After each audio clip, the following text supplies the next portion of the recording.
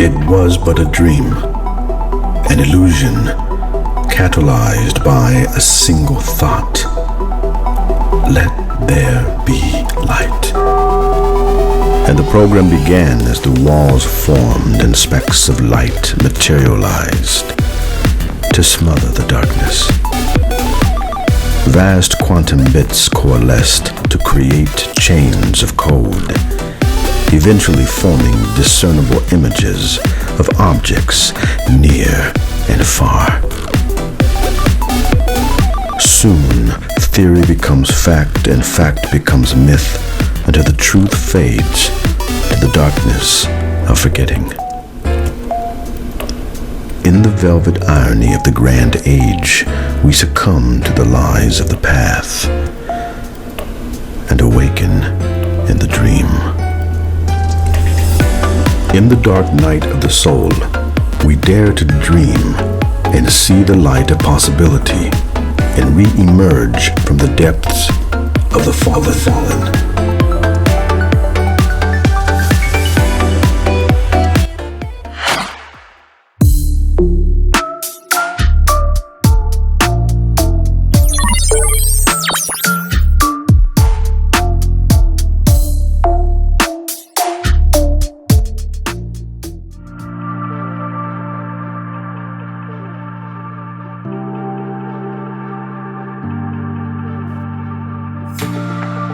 To dream or not to dream? That is the question. Here we are at the precipice, not only to determine what dreams are all about, but to unravel the universe within the mind. When we dream, we see new worlds of possibility and depth of meaning.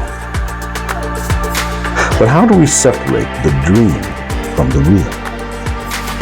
Is the world out here the illusion? Or is the world within the mind the real? Let's find out and see how deep the rabbit hole goes. If you want to find the secrets of the universe, think in terms of energy, frequency, and vibration. Throughout time, the dream has been misunderstood and often portrayed as a mystery. Questions arise, speculating at the junction between where the dream begins and where it ends. When do we breach the veil of that illustrious simulation? What purpose does the dream serve? And what can we learn from our dreams? Theories have been proposed attempting to explain these questions, and every culture, people, and civilization throughout time has discovered their unique way of interpreting the dream. The ancient Egyptians beheld the dream as an oracle that brought knowledge and information down to men from the gods. They revered the dream so significantly that volumes of material were produced to interpret the symbolism in the daily dreams of men and women of the era. In modern times, there has been an attempt to unravel and explain the physical mechanisms that cause the mind to dream. Electrical pulses in the mind, firing in regions of the brain, and the production of DMT in small quantities all relate to the physical processes that cause us to enter the dream state.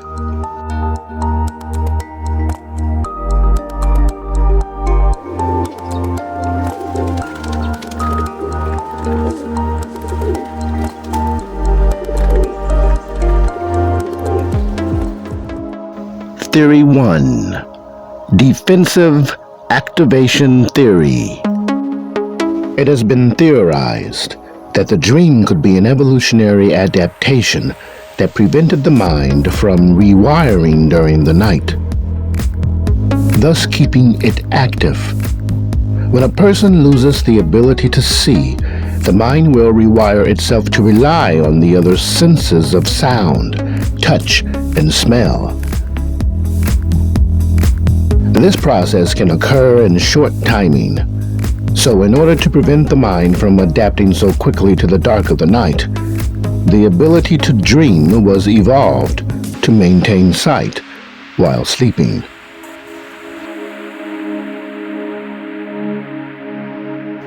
Theory 2. Dreams process information. Another theory is that the dream evolved alongside sleep so that the mind could better make sense of stimuli and occurrences from the day, thus creating memories and storing them appropriately, defragmenting the mind and making space for the next day. Theory 3. Dreams spur creativity. The unconstrained, unconscious mind is free to wander its limitless potential, while unburdened by the often stifling realities of the conscious world. In fact, research has shown dreaming to be an effective promoter of creative thinking. Dreams could help in finding solutions to big problems.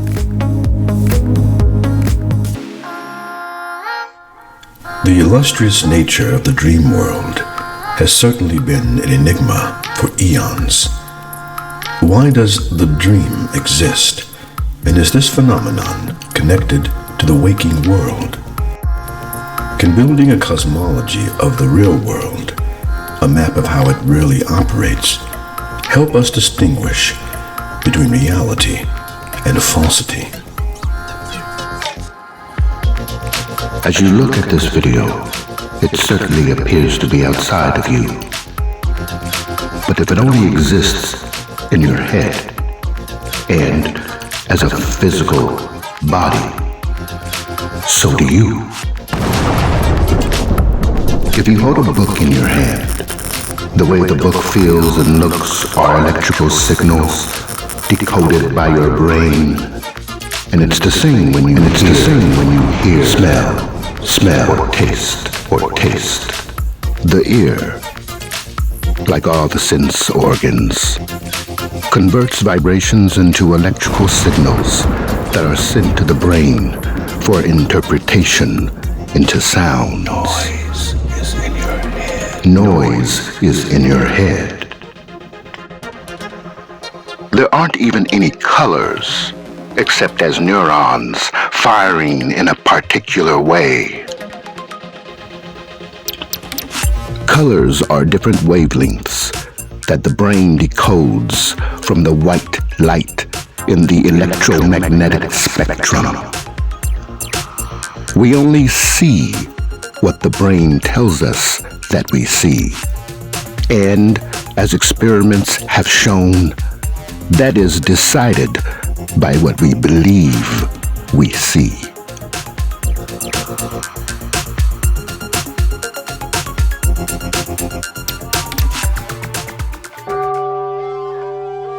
Your vision will become clear only when you can look into your own heart. Who looks outside dreams. Who looks inside awakes.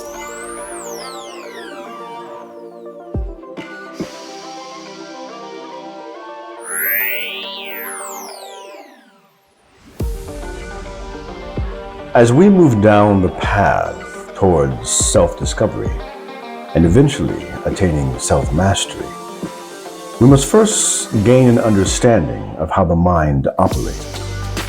That is both the physical and spiritual aspects of the mind, specifically left and right hemispheres.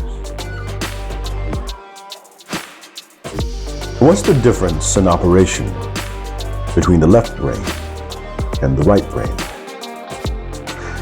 And what happens when both hemispheres of the brain are synced or balanced, be it by meditation, psychedelics, or other mechanisms?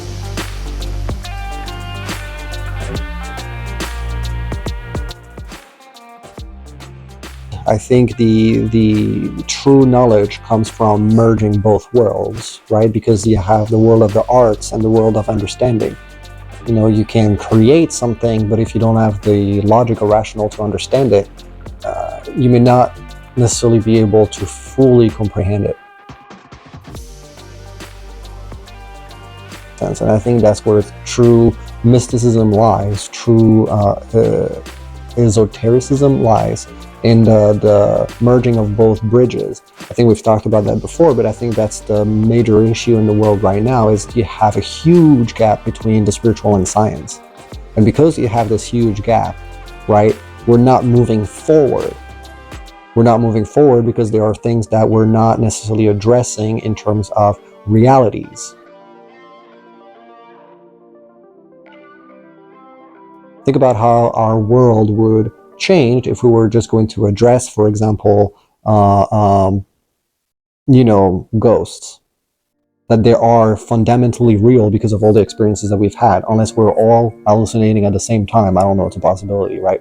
But anyway, the point that there are worlds in between where there is a new type of truth. And if we tap into that truth, then again, we can learn a lot about ourselves, about the truth of the universe, etc.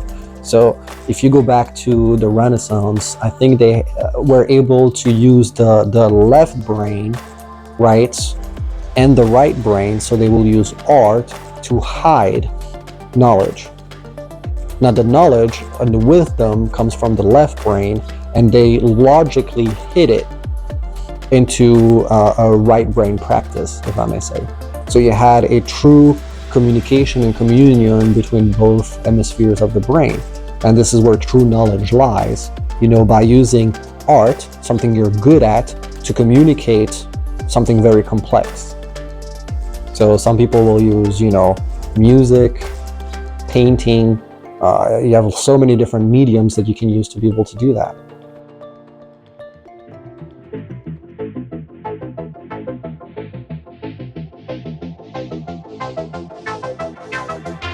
We've known what the brain's left hemisphere is like for some time. It's logical, rational, linear, rule-oriented.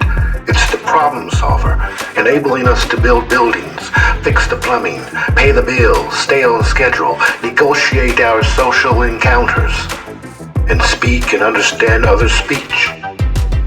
We also know that the right side of the brain is metaphorical, creative, intuitive, nonverbal, and emotional. All things that are unclear, hard to define and measure, hard to see as important. The left brain looks stereotypically masculine, and the right, feminine. The left brain looks at the right and finds it wanting because of its imprecision and unmeasurability.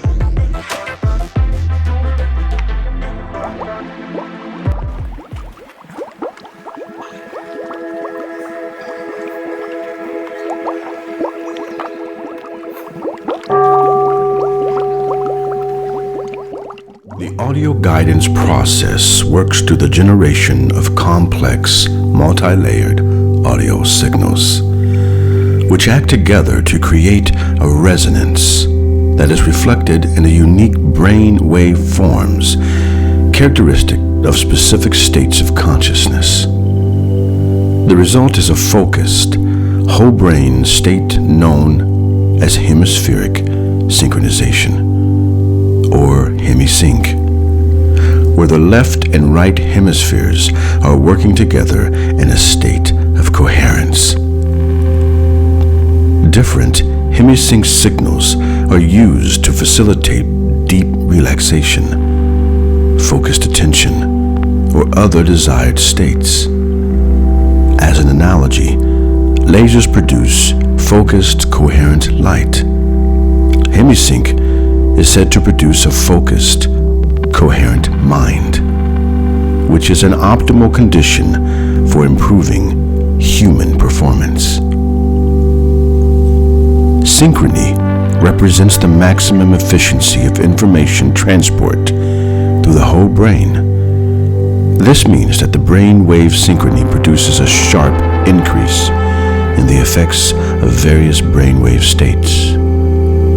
The production of synchronized, coherent electromagnetic energy by the human brain at any given frequency leads to a laser-like condition, increasing the amplitude and strength of the brainwaves. It's evident that a highly integrated brain, a brain in which both hemispheres are functioning in symmetry, synchrony, harmony, and unity, is a key to peak states and peak human performance. Everything in what we call creation is energy resonating at different frequencies. The slower it vibrates, the denser it appears to be, like a wall.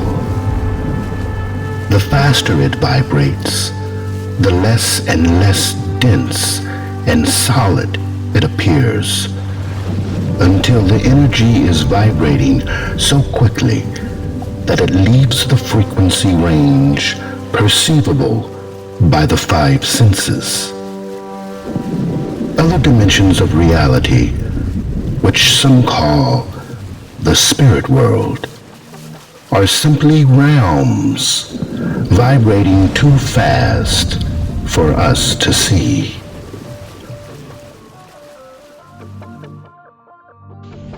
The science is quickly rediscovering what the ancients have always known, that reality is based on frequency, energy, and vibration.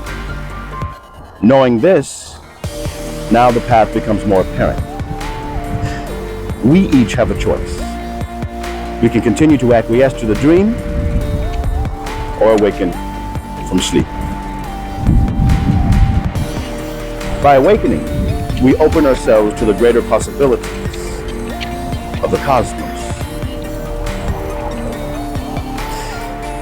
Thank you for joining us. Until next time, I'm Jason Pritchard.